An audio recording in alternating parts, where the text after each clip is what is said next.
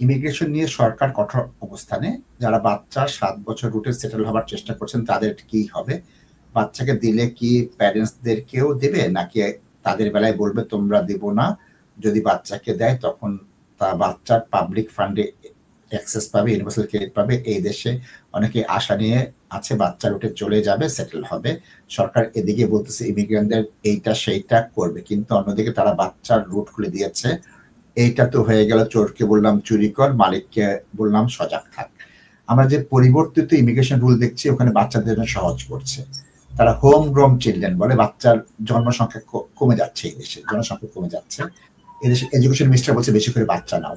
এদেশে জাস্টিস এটা বলেছে বাচ্চা নাও, কেয়ার আর থাকবে না, বুড়া বয়সে তোমার বাচ্চারা তোমাকে দেখবে। 7 ইয়ার্স বন্ধ করার কোনো পরিকল্পনা সরকারের নেই, কনজারভেটিভের নেই, রিফর্মেরও নেই। তারা বাচ্চা যে জন্মগ্রহণ করবে তাদেরকে স্বাগত জানাচ্ছে।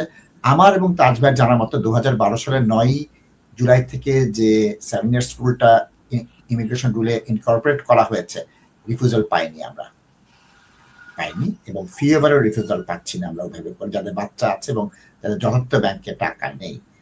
আমি এইটার সাথে একমত নই যে পরিবর্তিত পরিস্থিতিতে 7 ইয়ার্স নিয়ে তারা অসুবিধা করবে, বাপ মাকে দিবে না। বেস্ট ইন্টারেস্ট অফ চিলড্রেন একটা সেকশন আছে 55, তাজভাই ব্যাখ্যা করবে। তাহলে বাচ্চাকে দিলে কেন বাপ মাকে দিতে হবে সেই বিষয়টা তাজভাই ব্যাকগ্রাউন্ড শো করে দিচ্ছে। তাজভাই প্লিজ।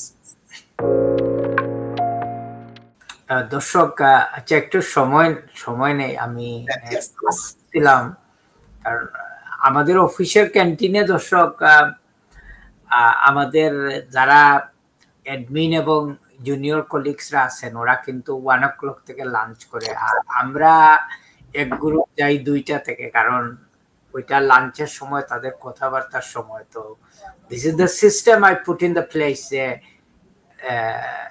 তারা একটু ফ্রিলি কথাবার্তা বলবে তাদের মধ্যে। এখন এখানে যদি আমি নাশিদ ভাই বা senior member of the staff যদি যায়, এখানে তাদের একটু হেজিটেশন লাগে। সো আমরা যখন 2টা থেকে লাঞ্চ করি দর্শক, আমরা কিন্তু এইসব জিনিস দিয়ে বলি এবং নাশিদ ভাইকে বলি, নাশিদ ভাই আপনি একটু বাংলাদেশের পলিটিক্স নিয়ে একটু কথা কম বলেন, আজকে আমাদের একটু অন্যগুলা বলি। তো এই সেম পয়েন্টটা নিয়ে আমরা কথা বলতেছিলাম দর্শক।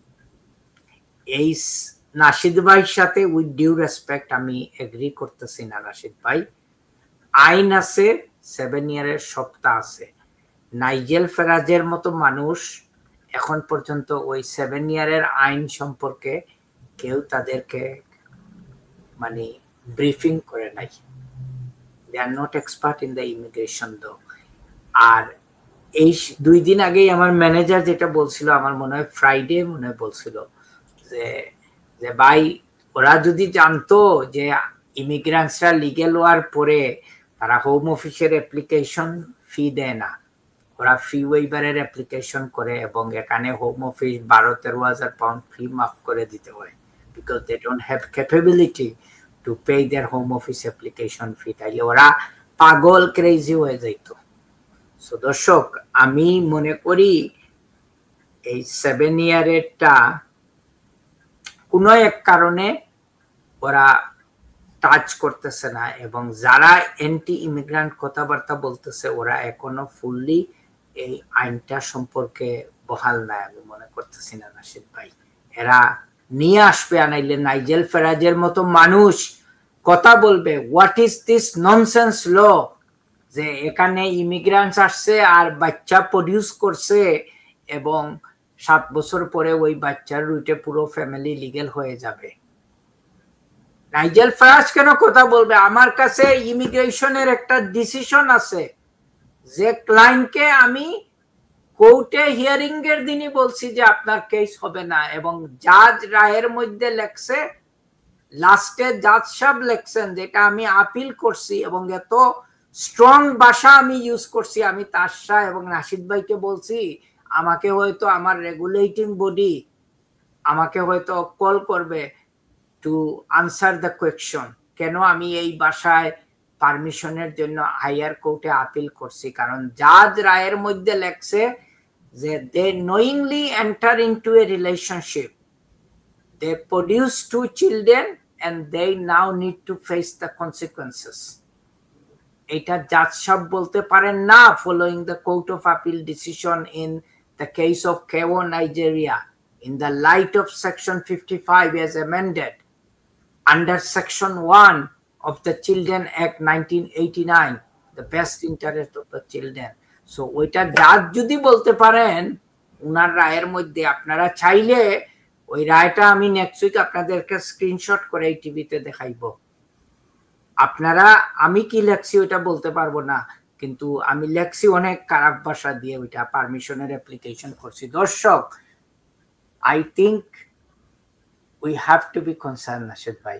আই এম সরি নাশিদ ভাই, যুক্তি আছে, আপনি যুক্তি বলছেন। তারা টাচ করবে এবং এইটা নিয়ে মিছিল আসবে, স্লোগান আসবে, সবকিছু নাশিদ ভাই এটা আসবে। এবং আপনি যখন এই আজকের কথাই আপনারে বলি, একটু আগে আমরা একটা বিয়ের প্রোগ্রাম থেকে আসছি নাশিদ ভাই, আপনাকে গাড়িতে উঠেই বলছিলাম যে নাশিদ ভাই যে পিলকানার যে ইনসিডেন্টটা ঘটছিল, পরের দিনই আপনাকে আমি বলছিলাম যে কে করাইছে, কেন করাইছে, কিভাবে হইছে। আমি তো ছোট মানুষ, কিচ্ছু জানি না, বাংলাদেশের পলিটিক্সও জানি না, কিন্তু এখন তো সবই ওই ইনফরমেশন গুলা নাশিদ ভাই আসতেছে, এই একই ইনফরমেশন গুলো আসতেছে। সো আমি আজকে আমার দীর্ঘদিনের কলিগ এই লৌহিতেন রহমান প্রোগ্রামের মানে হার্ট বলতে হয় নাশিদ রহমানকে, আমি ওনাকে চ্যালেঞ্জ করে বললাম যে এই আইন ভেরি সুন এটা নিয়ে দেখবেন একটা পলিটিক্যাল সাবজেক্ট আসবে এই দেশে, এবং কোর্ট ওইটা করতে পারতেছে না বিকজ কোর্টে কোনো স্কোপ নাই, কারণ it's been already decided by the court of appeal in the কেও নাইজেরিয়াতে। এটা একটা ল্যান্ডমার্ক কেস ছিল, যেটা ল্যান্ডমার্ক কেস ছিল, লাইভ ব্রডকাস্ট ছিল, এবং অনেক দিন চিন্তা ভাবনা করার পরে ওই ডিসিশন আসছে, কিন্তু পলিটিশিয়ানরা এইটা ট্রিগার করে দিবে। এবং আপনারা দেখবেন এই জাজ সাহেব ওনার রায়ের মধ্যে যেই বলছেন সেম ডায়লগ কিন্তু আপনারা দেখতে পারবেন, এবং এইগুলাই আসতেছে ভেরি সুন। রাজভাইয়ের সঙ্গে একটা বিষয় একমত, এটা নিয়ে হইচই হবে, রাজনৈতিক তোলপাড় চলবে, তবে এই আইনটা বাতিল হবে আমি বিশ্বাস করি না। আইনটা দীর্ঘদিন চলবে। নাইজেল ফারাজ ক্ষমতায় আসলে কি হবে আমি জানি না, এটা যদি কনজারভেটিভ লেবার থাকে এই আইন বাতিল হবে না, 7 ইয়ার্স এর ক্ষতি হবে না। অবশ্যই রাজনৈতিক তোলপাড়। আমরা লাঞ্চের টেবিলে যেটা ডিসকাস করতেছি নাশিদ ভাই, নাইজেল ফারাজের মানুষ বলেন, যারা অ্যান্টি ইমিগ্রেন্টস বলে, দেয়ার আর সো মেনি ইমিগ্রেশন রুলস যেটা নিটি গ্রিটি তারা জানে না, কনজারভেটিভ এমপিরাও জানে না, লেবারের এমপিরাও জানে না। যদি এগুলা সম্পর্কে তাদেরকে একটু ব্রিফিং করা হয়, দেখবেন পরের দিন পুরো ক্রেডিট নিয়ে কিন্তু পাবলিকে আসিয়া একটা স্পিচ দিয়ে দিবে। আমি একমত।